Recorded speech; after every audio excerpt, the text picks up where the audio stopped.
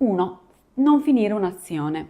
Sai qual è la causa del disordine? Non è che la casa si mette in disordine da sola, siamo noi che lasciamo le cose a metà. Il caos si crea quando non chiudiamo il cerchio. Ti faccio un esempio. Rientri a casa e butti la borsa sulla sedia, ti metti il pigiama e lasci i vestiti sparsi ovunque. Oppure torni da una sessione di shopping e posi le buste per un attimo e invece restano lì per giorni. Sono tutte piccole cose che si accumulano in poco tempo, la casa sembra esplosa. Per evitare questo basta essere un po' più consapevoli, allenarsi a completare l'azione. Quindi se usi una cosa rimettila subito a posto. Se togli un vestito rimettilo nell'armadio, se cucini dai una pulita veloce mentre stai aspettando che l'acqua bolla. Sembrerà una scocciatura, però ci vogliono in realtà 30 secondi per chiudere il cerchio e fidati, è molto meglio farlo subito che ritrovarsi a passare un'intera giornata a sistemare il caos accumulato. Esercizio. Ora guardati intorno, vedi qualcosa fuori posto? Si è creato perché non hai concluso l'azione? Avresti potuto concluderla o c'è stato qualcosa che te l'ha impedito? Ok, allora, sistemala subito e ripromettiti che la prossima volta concluderai l'azione. Pulire tutto in una volta è una trappola. Meglio poco, però ogni giorno. Ok, pulire casa non è proprio la cosa più divertente del mondo. Spesso succede così. Lasciamo accumulare lo sporco, il disordine per giorni e poi arriva il momento in cui non ne possiamo più e tocca fare una maratona di pulizie che ci rovina l'intero weekend. Ma sai qual è il trucco per non impazzire? È fare un po' ogni giorno. Fidati, ti cambia la vita. Il problema di rimandare tutto in un'unica giornata di pulizie è che ti sembra un'impresa infinita e quindi aspetti, ti stanchi tantissimo e quindi la prossima volta avrai ancora meno voglia di farlo. Nel frattempo vivi nel caos e di questo ne risente anche il tuo umore. La soluzione: fai un po' ogni giorno. Ad esempio al mattino rifai il letto, ci vogliono solo 2 minuti ed è una passata veloce al lavandino dopo esserti preparata. Durante il giorno se cucini pulisci mentre prepari il cibo invece di lasciare tutto a dopo pranzo, dopo cena. Alla sera,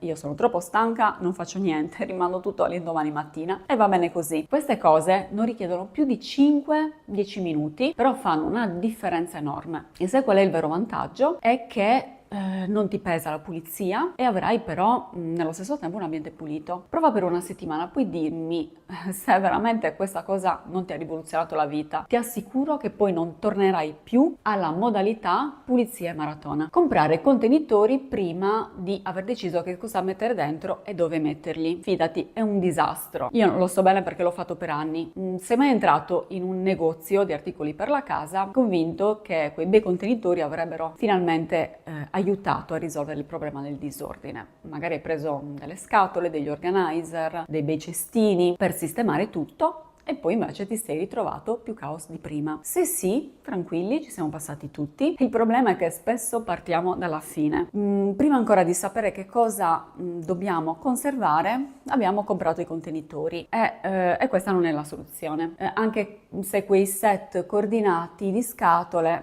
sembrano risolvere tutti i problemi, in realtà finisce che ci mettiamo dentro cose a caso pur di riempirli e dopo un po' ci siamo anche dimenticati che cosa c'era dentro. Il metodo giusto qual è? Fare il famoso decluttering. Raggruppiamo prima tutte le cose simili che vogliamo conservare e decidiamo che cosa tenere e che cosa no. Una volta che abbiamo davanti cose che veramente vogliamo conservare, allora possiamo scegliere il contenitore adatto. Quindi possiamo decidere la dimensione e quanti contenitori ci servono. Riassunto: non riempirti di contenitori inutili. I contenitori non servono a nascondere il disordine, ma a organizzare ciò che davvero ha senso tenere. Quindi fai una bella selezione per prima cosa di ciò che serve e poi compri il contenitore. Quindi la prossima volta che vai in un negozio ti viene voglia di comprare quell'organizer super cute, in realtà non sai che cosa metterci dentro, scappa dal negozio. Non avere una routine di pulizia quotidiana. Ti sei mai chiesto perché avere una routine di pulizia quotidiana fa davvero la differenza? Ti dirò, non è solo una questione di avere la casa pulita, è come ti fa sentire. Dovresti davvero provarla. Allora, prima di tutto, la questione è salutare perché rimuovere polvere e germi, evita anche il problema di allergie. Quando la casa è in ordine ti fa sentire la mente più libera e ti sembra più facile affrontare tutti i problemi, quindi hai anche la capacità di concentrarti meglio, di sentirti più energica. Un ambiente pulito e ordinato ti dà una sensazione di calma e pulire può essere anche terapeutico perché è un momento che stai prendendo per te stesso per pensare. Fare piccole azioni di pulizia ti fa risparmiare tempo perché non dovrai poi passare un intero fine settimana a pulire e la pulizia quotidiana diventa una piccola abitudine che ti fa sentire più organizzata e più soddisfatta, però senza troppa fatica. Riassunto, avere una routine di pulizia non è solo per avere la casa in ordine, ma per stare meglio con te stesso. Inizia con pochi minuti ogni giorno e vedrai che la situazione ti cambierà totalmente. Non avere un posto comodo per conservare i documenti. Ti capita mai di trovarti sommerso da montagne di documenti sparsi ovunque tra bollette, ricevute, contratti, inviti? È facile che il disordine prenda il sopravvento. Ti dirò una cosa, avere un posto a portata di mano per conservare i tuoi documenti ti cambia davvero tutto. Quante volte hai perso minuti, ore a cercare un documento importante? Quando invece hai bisogno di qualcosa, se ce l'hai a portata di mano, basta aprire un cassetto o il tuo organizer e il documento è lì. Miracolo! Nessuna ricerca disperata. Non avere una scatola dei ricordi. Ti capita mai di avere foto, lettere, biglietti, disegni sparsi in giro per casa? Perché quei piccoli tesori che ti fanno ricordare i momenti speciali, ma alla fine non sappiamo mai dove metterli. Ecco perché avere una scatola dei ricordi è la cosa più semplice e geniale che puoi fare per conservare quei momenti importanti. A volte pensiamo, ma tanto è solo una foto, è solo una lettera, la metto lì per ora, che diventa poi settimane, mesi e nel frattempo il disordine cresce. Il risultato è un sacco di cose che non sappiamo dove mettere perché la casa nel frattempo è diventata sempre più piena. Avere una scatola ti cambia praticamente la vita. Basta un contenitore carino, una piccola etichetta dove puoi cominciare adesso a metterci dentro tutto ciò che consideri speciale, quindi lettere, foto, disegni dei bambini, biglietti di concerti, viaggi. In questo modo, quando hai voglia di rivedere quei ricordi, sai esattamente dove andare. È tutto lì, bello ordinato e conservato. Riassunto, se vuoi ridurre il disordine in casa, allo stesso tempo avere tutti i tuoi ricordi al sicuro, una scatola dei ricordi è la soluzione perfetta. Non fare le cose in casa finché non sono perfette. Ti è mai capitato di pensare, voglio fare tutto alla perfezione, quindi aspetto il momento giusto? Spoiler, quel momento giusto non arriverà mai. Se rimandi tutto aspettando la perfezione, rischiamo di non fare nulla. Lascia che ti dica una cosa, è sempre meglio fare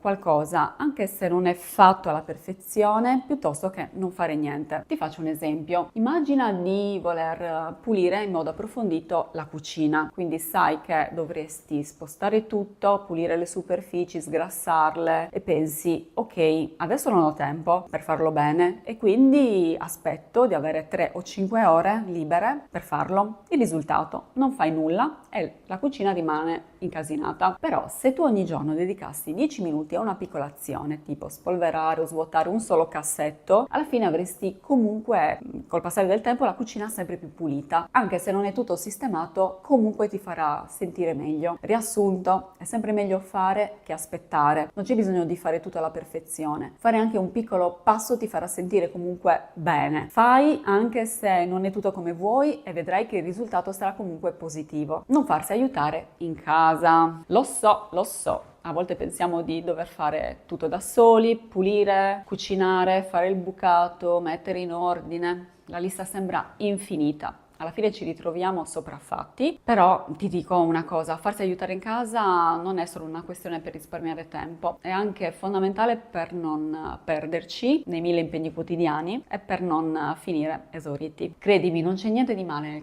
nel chiedere aiuto, non siamo supereroi e a volte ci sentiamo come se dovessimo essere pronti a far tutto senza mai fermarci, ma la realtà è che anche i supereroi ogni tanto si riposano. Quindi se proviamo a fare sempre tutto da soli, veramente rischiamo di impazzire. Quindi perché non farlo? Magari chiedi al partner di preparare una cena veloce o chiedi ai tuoi figli di rimettere a posto la camera. Il rischio qual è? Quello che magari funziona. E scopri di avere tempo per te stesso. Quante volte hai rinviato quell'attività che ti piacerebbe fare? Semplice, come leggere un libro, fare una passeggiata, perché pensavi sempre prima al dovere, poi il piacere. Questo non è egoismo, questo è benessere. Se lasci che gli altri ti dia una mano, avrai più tempo per fare le cose che ti fanno sentire bene. Spesso pensiamo come se chiedendo aiuto non fossimo abbastanza bravi. Niente di più sbagliato. Saper delegare, saper riconoscere che non possiamo fare tutto da soli e che non c'è niente di male veramente nel chiedere aiuto a qualcun altro è una grande cosa. Riassunto, chiedere aiuto a qualcun altro non è segno di debolezza, ma di saggezza. Delegare ti permette di essere più felice, la tua casa sarà un posto migliore per tutti perché ognuno avrà la sua parte. Non semplificare. Wow, se sei arrivato fin qua, sentire i miei consigli vuol dire che vuoi veramente avere una casa più organizzata e pulita. Ma la verità è che più è complicato un sistema che scegli e più è probabile che tu finisca per lasciarlo perdere dopo 3 giorni. Perché ammettiamolo, nessuno ha tempo per un piano d'azione che richiede un master in logistica. Quindi la soluzione è semplice. Semplifica tutto.